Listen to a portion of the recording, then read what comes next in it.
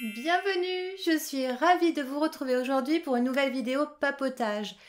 Et j'ai plein de choses à vous raconter.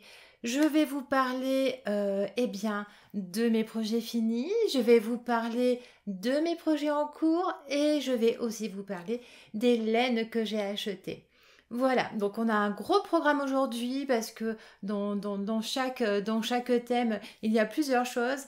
Alors, eh bien, on démarre tout de suite avec les projets finis. Les projets finis, si vous avez regardé la dernière vidéo papotage et si vous ne l'avez pas fait, je vous conseille de le faire. Je vous disais que j'avais reçu un colis d'Hélène de Lisa. Lisa, c'est Skirel Yarn. C'est une boutique française et j'aime beaucoup ces laines. Je vous en ai déjà parlé plusieurs fois. J'ai reçu ces laines que j'ai tricotées ou crochetées depuis et je le fais pour ces salons. Alors, je l'ai vue samedi parce que samedi elle était en Normandie, pas très loin de chez moi. Donc elle était installée dans la mercerie de Mali, qui est une très jolie boutique de laine où il y a aussi des ateliers tricot et crochet. Si vous êtes dans le coin d'Yvetot, en Normandie, en Seine-Maritime, je vous conseille d'aller voir cette jolie mercerie. Et donc elle était installée là pour la journée. Alors j'y suis allée pour lui amener les projets que j'ai faits afin qu'elle les expose en salon. Quand elle fait des salons, elle expose mes modèles. Ensuite, les gens, en voyant les modèles, se disent « Oh bah tiens, oui, j'ai bien envie de le faire ». Donc les personnes vont se procurer à la fois le patron et les laines, puisque ces modèles sont faits avec ces laines. Et il faut que je vous dise quelque chose, je suis revenue avec mes modèles. Et oui, parce que je n'avais pas enregistré cette vidéo là que je suis en train de faire. Et il fallait bien quand même que je vous montre ce que j'ai fait. Donc je lui ai dit, écoute, voilà Lisa, je te montre ce que j'ai fait. Voilà, mais je repars avec. Donc j'enregistre cette vidéo et ensuite je vais lui faire un joli petit colis et je vais lui envoyer les modèles. Alors, on commence avec le col Pyramis. Alors, le col Pyramis, il y a deux versions. Il y a la deux tailles. Il y a la taille 1 et la taille 2. Ça, c'est la taille 1. C'est celle que je garde pour moi. Et en fait, Lisa a déjà la taille 2. Puisque là, je pouvais lui laisser le col Pyramis puisque j'ai fait une vidéo qui est consacrée à ce col entièrement. Donc, je vous explique tout sur ce col au crochet avec de la mosaïque dans cette vidéo. Si vous voulez la retrouver, vous allez dans les liens et vous allez retrouver cette vidéo à propos du col Pyramis. Alors moi j'aime beaucoup le porter, là je pense comme tout le monde, on essaie de faire des économies de chauffage et ça tient bien chaud, là je l'ai mis plusieurs fois. Quand je travaille chez moi, j'ai un atelier qui est dans une pièce pas très bien isolée. Donc j'apprécie beaucoup. Je m'emmitoufle dans mes châles et puis je mets le col. Voilà, c'est parfait. Donc le col Pyramis a été fait avec les laines de ce fameux colis. On passe maintenant au châle essentiel. Donc le châle essentiel qui a été tricoté dans ce délicieux gradient. C'est magnifique. Elle le teint, elle fait des gradients de plusieurs couleurs. Là, quand je l'ai rencontré samedi, j'ai vu des choses, c'est trop joli. Et donc voilà, donc le châle essentiel est fait. Je vais vous donner la référence. Il est fait avec la Murier. Voilà, la Murier Light Fingering 100% soie. Et c'est le gradient Lantana Gradient.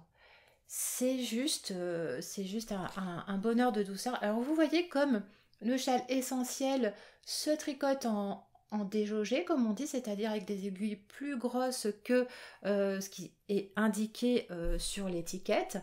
Eh bien, on a quelque chose, on a un voile de tout tricot, on a un ouvrage qui est juste hyper léger. Et voilà, donc ce modèle, c'est pareil, vous avez une vidéo où je vous parle longuement du châle essentiel. C'est un châle qui est pour les débutantes.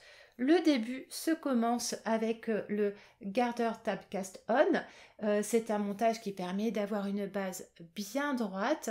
Le tuto est dans la playlist Tuto Tricot. Ensuite, vous avez des augmentations qui sont simplement des jetés. Et la seule difficulté, c'est ce point-là, ce petit point fantaisie qui est en fait très simple à faire et qui va donner voilà, toute la petite fantaisie de ce modèle qui est très grand et qui est très agréable à porter, à s'enrouler. Qu'est-ce que je peux vous dire de plus? Oui, ici j'ai fait la taille 1, c'est pareil, il y a 2 tailles. Vous avez la version 1 et puis une version large. En fait, ça dépend de la quantité de fil que l'on a. Avec le gradient, j'ai 600 mètres de fil dans une pelote. Voilà, j'ai 600 mètres de fil et il me reste quand même ceci.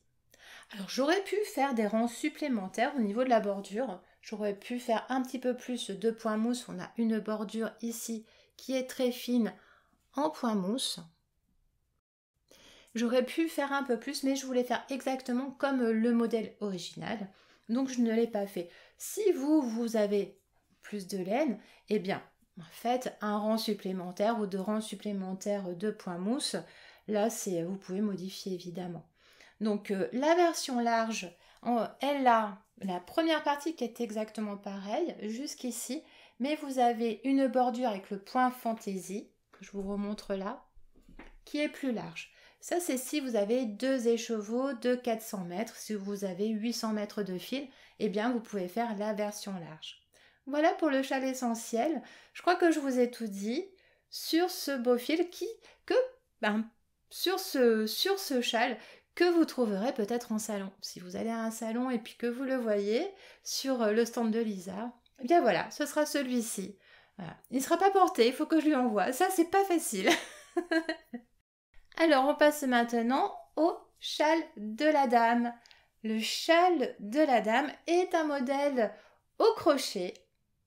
Et là, je n'ai pas fait de vidéo sur ce modèle, alors je vais vous en parler un petit peu plus longuement. C'est un modèle qui est fait avec... Alors ici, il est fait avec le fil sapin esselé fingering, 400 mètres pour 100 grammes et la sublime couleur et à la lueur d'une lampe de sel. Alors, je vous remontre bien cette couleur. Voilà, j'adore, c'est très très joli. Là encore, ça va être difficile de s'en séparer parce que j'aime beaucoup cette couleur. Je pense que j'aurais dû lui en recommander deux écheveaux pour le refaire pour moi toute seule et pas lui donner. J'aurais dû faire ça. J'ai pas pensé, je vais peut-être y réfléchir. Mais je pense que déjà je vais commander de la laine quand je l'ai vu. J'ai pris de la laine pour faire un pull au crochet. J'ai pris de la laine pour faire un nouveau châle.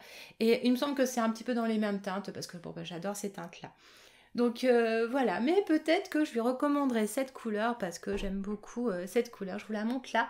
Alors vous voyez, il m'en reste pas mal. Et là c'est pareil, c'est parce que je voulais faire exactement comme le modèle original.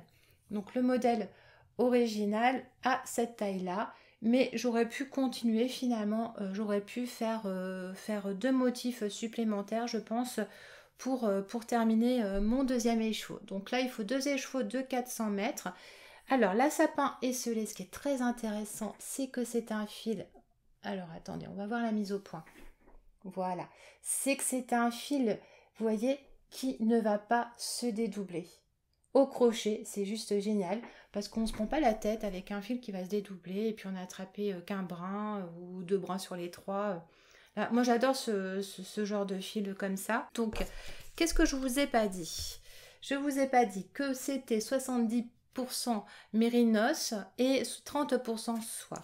Donc, c'est vraiment un fil alors qui est agréable à crocheter. Alors, aucun problème et qui est très agréable aussi à porter. C'est très doux. J'aime beaucoup. Alors j'ai l'habitude d'utiliser ce genre de fil, donc je connais déjà sa qualité. Et c'est vraiment un fil que j'adore. Cette proportion-là, mérinos et soie, c'est très agréable puisque ça va donner du brillant à la couleur. Et ça donne vraiment des ouvrages qu'on remarque, tout simplement qu'on remarque. Voilà, c'est un ouvrage, oui. Quand on le voit, on se dit, oh, c'est pas mal. Le fil, la couleur fait beaucoup aussi. Il y a le modèle, mais il y a aussi beaucoup le fil. Donc, ce modèle est un modèle à crocheter qui n'est pas pour les débutantes, plutôt pour les intermédiaires. ou comme j'aime dire les débutantes intrépides, qui n'ont pas peur parce que dans le patron tout est expliqué. Il y a des photos pour vous aider. D'ailleurs ma fille est en train de le faire. Elle est en train de le faire pour une amie. Et là elle en est à la bordure. Donc elle a fait, elle a tout fait. Et elle va faire la bordure. Donc elle m'a dit si j'ai quelques difficultés pour la bordure, c'est aussi l'occasion de voir si le patron est assez clair. On se fera une petite visio et puis je lui montrerai comment faire. Mais bon, pour le moment, elle a rien dit, donc peut-être que ça se passe bien au niveau de la bordure. Voilà, c'est génial. Je suis tellement contente qu'elle ait repris le crochet. Je lui ai appris quand elle était plus jeune. Et puis finalement, le geste reste. Hein. Quand on apprend, après, c'est bon, il suffit de revoir un petit peu. Donc je lui ai appris quand elle était plus jeune. Elle s'était fait plusieurs châles, elle avait fait de petites choses. Et puis là, elle cherchait un cadeau à faire pour une amie. Et puis elle dit, bah tiens, si je faisais un châle, si je lui faisais un châle. Donc voilà, elle est en train de lui faire le châle de la dame. Je suis super contente. Qu'est-ce que je peux vous dire de plus? Je pense que je ferai une vidéo entièrement sur le châle de la dame, puisqu'il n'y en a pas. Et puis cette vidéo, vous la retrouverez dans la playlist Mes modèles, dans laquelle je mets vraiment mes modèles. Je fais des vidéos sur chacun de mes modèles. Comme ça, c'est plus pratique. Et puis sinon, cette vidéo va durer trop longtemps. Donc voilà, alors voilà ce que j'ai fait. Ce sont les projets terminés. Mais écoutez, je pense que c'est pas mal quand même, hein, parce qu'entre-temps, j'ai aussi des projets en cours et puis il y a des choses que je teste pour créer de nouveaux patrons. Donc on peut dire que c'est pas mal. Un châle, 2 châles. Ah non, j'ai pas fini. Il y a ça, il y a celui-ci aussi que j'ai terminé. Et justement, c'est un cadeau. Voilà, en fait, j'ai fait un autre châle de la dame que je vais offrir. Alors, celui-ci, c'est pareil, c'est avec les laines de Lisa. Hein. Je suis très fidèle. Alors, attendez, je suis en train de chercher. C'est de la noisette fingering. Là, c'est de la noisette fingering. On est sur du 100% mérinos. Donc, je voulais une couleur beige. Je voulais du beige, tout simplement, parce que c'est une couleur que cette personne aime bien. Et je voulais lui faire un châle parce que quand on s'est vu, elle avait adoré mon châle. Alors je me suis dit, je vais lui refaire, je vais lui faire et puis quand je vais la voir, je lui offrirai. Donc voilà, une nouvelle version du châle de la dame avec un fil 100% mérinos et qui va bien lui tenir chaud. Hop, et voilà, parce que je vous ai même pas trop montré la bordure tout à l'heure. Sur la construction, en fait ce châle se crochette, je peux pas m'empêcher de vous raconter quand même, ce châle se crochette à partir d'ici, on le commence ici, et on va faire les motifs comme ça, donc on fait en aller-retour, et en fait on ajoute des motifs au fur et à mesure. Une fois qu'on a fait toute cette partie triangulaire, on va faire un dernier rang un petit peu joli pour bien terminer. Et ensuite, on va faire la bordure. Donc ça se fait, on coupe pas le fil à aucun moment. Et ensuite, on va faire la bordure. Donc il y a plusieurs rangs de bordure. Alors, je vais vous montrer sur la tête, vous verrez mieux que ici. Voilà. Et vous avez la bordure ici. Je sais bizarre, ça ressemble pas. Voilà. Et vous faites ensuite les rangs de bordure. Tout est montré au niveau de la pointe en particulier pour pas que l'on puisse se tromper. Si je vous montre comme ça, c'est peut-être plus sympa. Voilà, vous avez des photos. Donc voilà, donc oui, finalement, j'ai fait 3 châles de au crochet, le châle au tricot. C'est bien de temps en temps de se dire, tiens, mais qu'est-ce que j'ai fait? Parce que des fois, je sais pas vous, mais moi, je regarde un petit peu ce que font les autres et je suis toujours épatée par tout ce qu'elles font. Je fais, moi, je fais pas autant. Oh là là là là. Alors c'est bien de temps en temps de se poser, de se dire, tiens, finalement, qu'est-ce que j'ai fait? Ah ouais, j'ai quand même fait ça, c'est pas mal. Puis de toute façon, comme je dis toujours, on ne fait pas la course, on est là pour se faire plaisir. Quand on tricote ou quand on crochette, le plus important, c'est pas d'aller vite. Le plus important, c'est pas de se dire, oh mince, je l'ai pas fait, puis j'ai fait une erreur, faut que je défasse. C'est pas grave, ça fait partie de quelque part du plaisir. On défait, on refait. Et justement, en parlant de ça, je vais vous parler de mes projets en cours et vous allez comprendre pourquoi je vous parle de défaire. Alors, est-ce que vous vous souvenez du pull Servus? Le pull Servus avait son corps terminé. Mais je vous disais dans une vidéo qu'il était trop large. Je n'avais pas fait les manches. Depuis, j'ai fait une manche. Les manches sont très jolies. Je vais quand même vous montrer les manches. Vous voyez, les manches sont très jolies avec de belles torsades. Eh bien, j'ai défait. J'ai défait parce que... Alors, pour deux raisons. Déjà, c'est parce que j'avais plus assez de laine. Je me suis retrouvée, mais... Bon, je me suis dit, je ferai les manches plus courtes et tout. Il manque pas grand-chose, hein. Regardez. J'ai pas assez de laine. Et puis non, mais je l'ai essayé et c'était vraiment beaucoup trop large. Je me suis dit, c'est pas possible. Je le mettrai jamais en extérieur. Je vais le mettre à la maison, mais jamais dehors parce que ça me plaît pas. Ça me grossit, en fait. Quand c'est trop large, avec ma morphologie, ça me grossit. Donc, j'ai défait quasiment tout le corps et je suis en train de... Donc, j'ai les pelotes qui sont là. C'était difficile, hein. C'était un moment assez douloureux, je dois vous dire, de défaire. Et puis, j'ai encore une autre pelote. Ce qu'il va falloir faire maintenant, c'est que ces pelotes, je ne vais pas pouvoir les retricoter tout de suite. Je vais les remettre en écheveau. Et parce qu'elles sont frisées, ça fait un moment qu'elles étaient sous forme de tricot. Et en fait, c'est tout frisé. Alors je sais pas, quoique là, on dirait que c'est mieux, le fait d'avoir été mis. Ah, c'est pas si frisé que ça. Je vais peut-être pouvoir finalement les retricoter. Vous voyez, je regarde avec vous. Parce que quand j'ai défait tout de suite, c'était tout frisé. Mais là, finalement... Eh ben écoutez, c'est très bien. Vous voyez, on en parle entre nous là. J'ai résolu un problème. Parce que je m'étais dit qu'il fallait que je les mette en écheveau. Je les remette en écheveau. Que je les maintienne bien. Et dans ce cas-là, il faut les mettre un petit peu dans l'eau chaude. L'eau tiède. Et ça va les détendre. Enfin, elles seront plus frisées. J'ai déjà fait ça des fois sur des... mais j'avais pas autant de fils. Et ensuite, vous les mettez à sécher bien à plat. Vous faites en sorte que ça s'en mêle pas. C'est surtout ça. Faut pas que ça s'en mêle. Puis ensuite, on peut retricoter son fil sans problème. Bon, ben là, je vais voir. Si jamais ça passe comme ça, je vais pas faire tout ça. Je vais directement retricoter. Alors, ce que je vais faire, c'est que même là, c'est déjà large. Mais c'est pas bien grave parce qu'il faut caser la poitrine, donc là ça va aller. Ce qui m'embête, c'est le dos qui est aussi large et le dos, c'est un petit peu embêtant.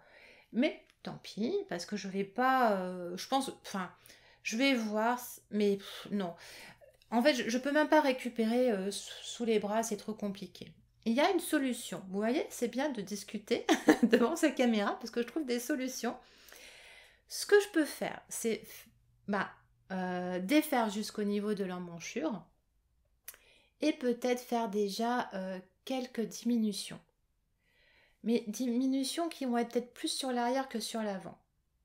Je vais essayer de voir un petit peu. Si vous avez des idées, dites-moi en commentaire. On réfléchit ensemble, on va trouver une solution pour ce pauvre pull. Mais c'est vrai que là, je pourrais faire des diminutions sur le dos. Si je diminue sur le dos, en plus en haut, ça se verra pas trop, hein, c'est sous l'emmanchure. Et ça va déjà réduire au niveau du dos. Ensuite, je vais faire des pinces. Alors soit je fais des pinces dos et devant, ou non, je pense que je vais pas me casser la tête. Je vais faire une diminution sur le côté. Je vais faire une diminution sur le côté. Peut-être que si le dos est trop large, je rajouterai des pinces au niveau du dos. Et puis ensuite ça ira. Ouais, c'est pas mal. Ah, il va falloir que je note tout ça. Heureusement que je me suis enregistrée, comme ça ensuite, quand je vais regarder la vidéo, je dis ah oui.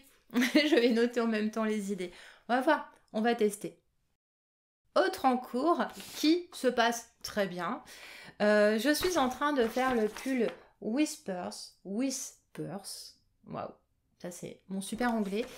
C'est de Maxime Cyr et Vincent Deslandes, les garçons. Donc ils ont plusieurs patrons pour hommes. Donc j'ai déjà fait le pull So Basic Sweater que mon mari porte très souvent. Et j'essaie de lui faire un pull par an. Donc lui il aura son pull, moi je sais pas. Mais lui il en aura un. Et je suis en train donc de le faire. Voilà. Et ça avance bien, hein, regardez. Ça avance bien, ça se tricote en 3,5 avec de la laine qui est plutôt sport. Donc c'est pour ça que ça va bien, ça va bien, ça va plus vite. Voilà, il y a eu une interférence là entre les mots. Ça va plus vite que si c'était de la fingering parce que le So Basic Sweater, je lui ai fait, je vous mets une photo là, je lui ai fait en... c'était en 3, je tricotais en 3 et c'était en fingering. Donc c'était très long. Le pull est super, d'ailleurs il faudrait peut-être que je vous le montre dans une prochaine vidéo. Il le porte beaucoup parce que ça tient chaud et puis c'est vraiment génial. Hein, porter un pull en laine, c'est quand même très très agréable. La laine ne bouge pas, donc je vous montrerai, j'aime bien comme ça vous montrer de temps en temps des pulls ou des châles anciens pour voir ce que la laine est devenue. Et là, la laine ne bouge pas, donc c'est vraiment génial. Celui-ci est tricoté avec de la physalis, c'est un fil qui ne se fait plus. J'avais 5 ou 6 écheveaux, je crois que c'est 6, que j'avais acheté il y a très longtemps, parce que la couleur me plaisait bien. Et, sauf que je ne porte plus trop de bleu, en fait.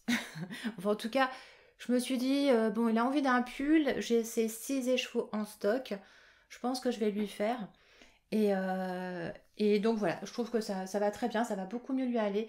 La couleur n'était pas extra au niveau de la vidéo, mais au pire, je vous mets une photo sur le côté. Voilà, parce que c'est moins bleu électrique que ça, c'est plus un bleu marine avec, avec des petites nuances. Voilà.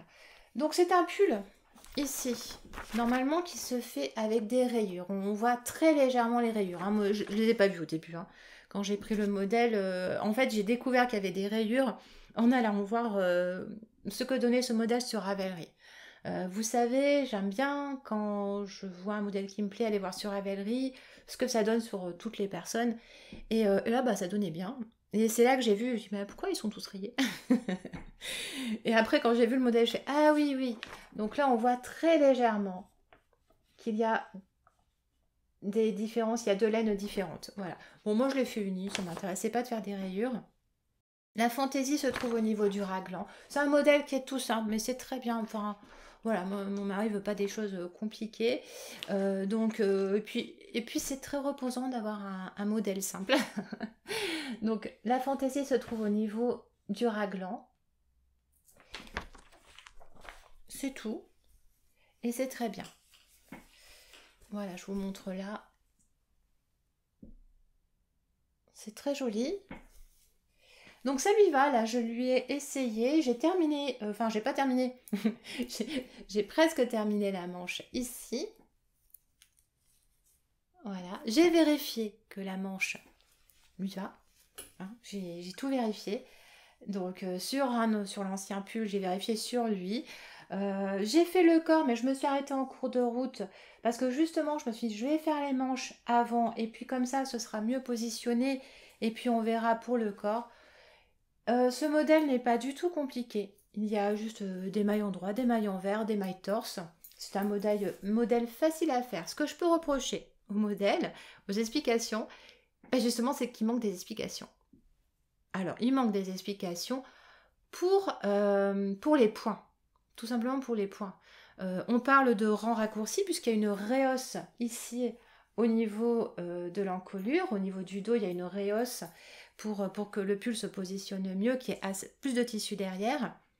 Et il y a marqué rang raccourci, mais il n'y a aucune explication sur comment faire les rangs raccourcis. Donc ça, j'ai trouvé ça un petit peu dommage parce que une personne débutante et qui ne sait pas faire va bloquer à ce niveau-là et va dire je fais ça comment? Parce qu'il existe plusieurs sortes de faire, plusieurs façons pour faire les rangs raccourcis. Donc c'est quand même bien de guider. Après, chacun peut faire comme il veut. Si on veut substituer un rang raccourci, une technique par une autre, oui, mais à la base, c'est bien. Surtout que ce sont comme des patrons qui coûtent quasiment 10 euros. Donc bon, ce serait quand même sympathique d'en mettre plus que pas assez. Voilà, c'est ce que je peux reprocher.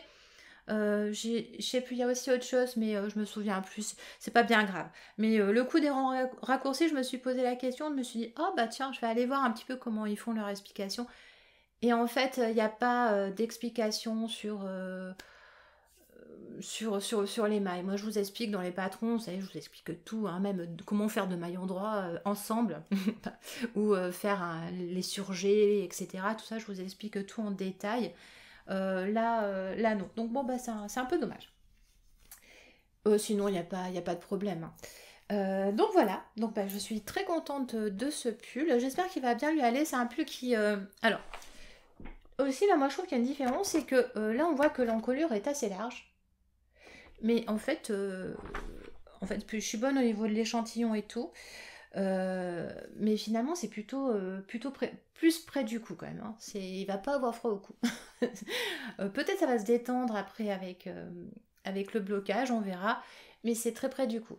D'ailleurs, au niveau de l'échantillon, moi j'étais pas au niveau des... je crois qu'ils disent de faire en 3... Je vais regarder. Voilà, avant de dire des bêtises, je préfère regarder. Donc, ce que je vous ai pas dit, c'est qu'il y a 9 tailles. Il y a 9 tailles qui sont proposées dans ce patron. Du coup, j'ai regardé vite fait. La laine DK Sport. Et ça, je vous ai dit. Et donc voilà, ils disent de faire le patron avec des aiguilles circulaires de 3,75. Moi, 3,75, ça n'allait pas. Je suis en train de le faire en 3,50. Mais au niveau des cotes, ils demandent de prendre une taille de moins. Donc par exemple, 3,75, prendre 2,75. Donc c'est ce que j'ai fait. Je suis en 3,5. Bah, je vais faire mes cotes en 2,5. Sauf que c'était trop serré. Donc j'avais fait toute l'encolure. Puis moi j'ai dit non mais c'est vraiment tout petit quand même. Donc effectivement, même après je l'ai bloqué, j'ai étiré et tout. Non, c'était trop serré. Donc j'ai défait, j'ai refait. D'ailleurs, vous le voyez ici, parce que j'ai défait, puis j'ai réutilisé le fil pour la manche. Donc là, on voit que ça s'est un peu frisé, mais c'est pas bien grave, hein. Au lavage, ça se verra plus. Donc j'ai défait et j'ai refait en 3. Donc j'utilise du 3,5 pour le corps et du 3 pour les côtes. Je suis allée voir sur Ravelry, effectivement, je suis pas la seule à être dans ce cas-là, à prendre juste un demi-point de moins que la taille plutôt qu'un point complet. C'est vrai que ça me semblait beaucoup, je me suis dit quand même. Donc voilà, si jamais vous faites le pull, vérifiez quand même que ce soit pas trop serré au niveau de l'encolure. Alors, on continue avec les laines que j'ai achetées. Mais avant ça, j'en profite pour vous dire que dernièrement, j'ai sorti sur la chaîne un tuto pour faire ces sapins de Noël à suspendre. Alors j'ai fait un tutoriel en vitesse réelle, c'est-à-dire qu'on crochette ensemble du début à la fin. C'est une vidéo qui dure une demi-heure, dans laquelle je vous donne, comme toujours, des petites astuces crochet qui vous aident pour votre crochet au quotidien. Et puis voilà, et puis on fait ça ensemble, tranquillement. J'aime bien, alors c'est un exercice, je vous avoue, c'est un exercice qui est un peu difficile, parce que j'essaie de le faire en une prise, hein. Je peux pas rater mon coup, voilà, des fois ça arrive, hein, et donc je le fais plusieurs fois avant pour me remettre bien le modèle en tête, hein. Là le modèle je l'avais en tête, mais quand même je me suis dit bon, je vais le refaire plusieurs fois avant. Je le refais même déjà en parlant toute seule pour m'entraîner et savoir un petit peu quels conseils je peux ajouter à droite à gauche. Et puis là je l'ai fait. Mais alors il faut que je vous raconte. Quand je l'ai fait, d'un coup, alors c'est plutôt vers la fin du modèle, mon ventre a commencé à gargouiller. C'était c'était tellement gênant parce que je me suis dit ça va s'entendre. C'était tellement fort, ça va s'entendre. Alors, c'est pour ça que dans la vidéo, par moment, je m'arrête, mais vous ne le voyez pas, vous. On voit un tout petit décalage parce que j'ai coupé et je redisais les phrases à un moment où mon ventre ne gargouillait pas. Par exemple, si je disais, là, on va faire une bride entre les mailles 3 et 4, je dis quelque chose au hasard, et qu'à ce moment-là, mon ventre gargouillait, je bougeais plus, je restais comme ça immobile, et puis je répétais ma phrase. Voilà. Donc... À un moment, on l'entend parce que je n'ai pas pu refaire, c'était un petit peu compliqué.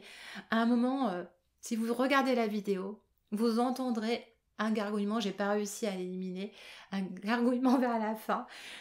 Tant pis, c'est comme ça, hein, c'est voilà, hein. C'est pas bien grave. Mais c'est vrai que note à moi-même, ne plus faire de vidéos à partir de 11h15, puisque là, on peut avoir des petits soucis. Bon, alors là, actuellement, je suis en train de... Oui, il est bientôt midi, mais là, ça va. Donc, vous allez dans la playlist tuto crochet, cette fois-ci, tuto crochet, et vous allez retrouver ce sapin à crocheter. C'est un modèle qui est facile, qui utilise simplement les mailles de base du crochet. Il y a des mailles en l'air, des brides et des mailles coulées. Rien de bien compliqué. Donc amusez-vous à en faire et puis en suspendre un petit peu partout. Passons maintenant aux laines achetées. C'est un secret pour personne. Cet hiver, on va essayer de trouver des solutions pour dépenser moins d'énergie, moins de chauffage. Bon, nous le chauffage il est à 20. Ça serait bien qu'on le passe à 19. Moi j'ai un peu de mal à 19, hein, je vous avoue. Mais c'est pas grave, on va tester. Et puis voilà, je me suis acheté de la Cascade Yarn. La Cascade Yarn 220, c'est un fil que j'apprécie beaucoup, qui est très chaud. Donc ça fait 220 mètres pour 100 grammes, ça se crochette ou tricote avec des grosses aiguilles 4, 4,5, 5, j'ai plus en tête. Mais voilà, c'est ça, 4,5, 5. Moi, je l'ai déjà fait en 4 aussi, il me semble. J'ai déjà fait un pull à mon mari avec cette qualité de fil. J'ai aussi fait plusieurs pulls pour enfants aussi avec ce fil parce que c'est un fil qui passe en machine facilement. C'est un fil qui est bon marché aussi. Alors, c'est quand même très intéressant selon le projet qu'on veut faire. Voilà, donc là, j'ai choisi de faire un très grand plaid, un dessus de lit. Parce que j'ai déjà fait un plaid, mais un petit plaid, avec ce fil. Et, et en fait, on sent vraiment la chaleur. Quand on le met sur le lit, on le met, alors comme il est pas très grand, on en a juste un petit bout chacun avec mon mari. Alors, en fait, c'est un plaid qui fait 2 mètres de long. J'avais fait ça avec des restes de laine. Alors, 2 mètres de long, c'est bien trop grand, mais c'est pas grave. Et qui fait 80 cm ou 90 cm de large. Donc, on peut le mettre en travers comme ça.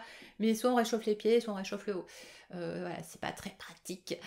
Et, mais on sent la chaleur. Dès qu'on le met, on sent la chaleur et la différence. Donc, ça fait déjà un petit moment que je me dis, faudrait que je fasse un vrai dessus de lit avec parce que ce serait vraiment génial et on aurait bien chaud. Je me suis dit Cascade Yarn parce qu'il me faut une grosse quantité. Donc là, les tarifs sont quand même très raisonnables. Les chevaux fait moins de 10 euros.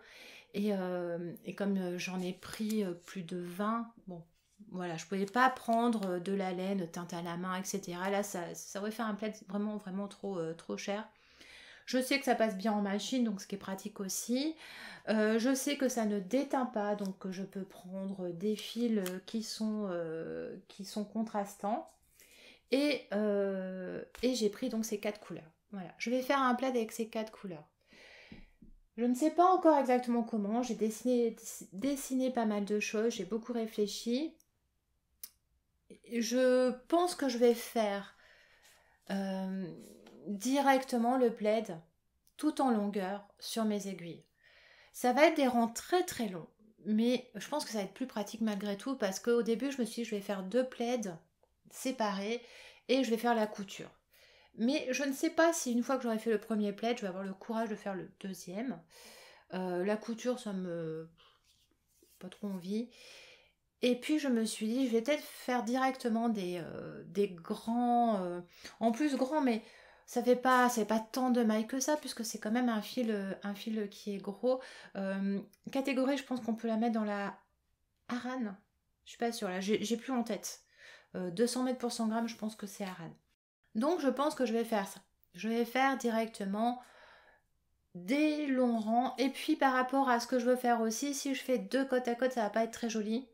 Donc voilà, on va voir. Je vais commencer, on verra bien.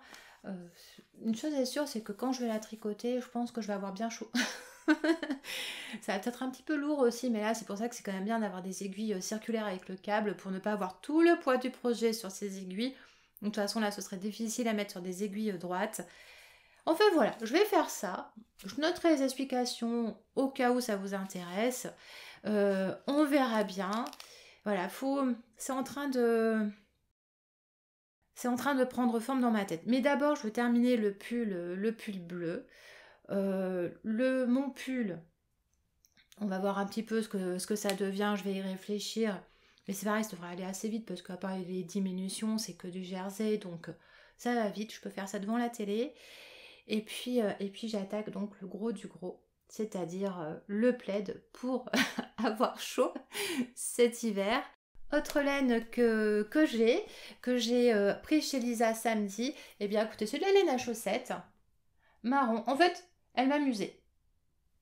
Elle m'amusait tout simplement parce que je vais pouvoir faire un modèle tout simple. Et puis c'est la laine qui va être intéressante avec... alors elle s'appelle Zep, je crois. Alors c'est du marron grillé, marron grillé comme mon col pyramis d'ailleurs. C'est de la tourbillon acacia fingering, 80% mérinos, 20% nylon. Il y a 366 mètres pour 100 grammes. Donc je vais faire des petites chaussettes toutes simples parce que je manque de chaussettes. Donc voilà, en fait, j'en ai pas beaucoup de paires et forcément, elles s'usent quand même au bout d'un moment, hein, au bout de plusieurs années, elles commencent à s'user. Donc faut que je pense quand même à avoir plusieurs paires. Je fais pas beaucoup de paires de chaussettes. Donc ça c'est voilà, faut que j'en fasse plus. Il faut que j'en fasse plus, c'est nécessaire et puis c'est tellement agréable à porter des chaussettes. Eh bien, j'espère que vous avez passé un bon moment. Ah, encore une chose, je suis en train de lire le livre Le pouvoir du tricot. Je l'ai commencé. C'est génial. J'adore l'écriture de Loretta. Loretta, c'est l'autrice. J'ai plus son nom de famille en tête. Je l'ai commencé hier soir. J'ai commencé en fait à le dévorer hier soir. Donc, je me régale. Le pouvoir du tricot, alors pour le moment, je peux pas trop vous dire parce que je viens de le commencer. Mais c'est l'histoire du tricot à travers sa vie, à travers l'histoire, à travers la grande histoire, hein, on remonte jusque très loin.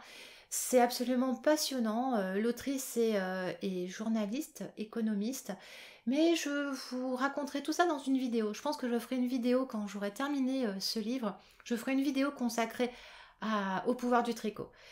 C'est très très bien, je vous mets le lien vers le livre si vous avez envie sous la vidéo. Cette fois-ci, j'ai bien terminé. Je vous laisse maintenant mettre un j'aime. J'allais oublier, mais c'est hyper important pour ma chaîne, pour se faire connaître. Et puis, je vous invite maintenant à découvrir deux autres vidéos. Celle-ci ou celle-là. À bientôt!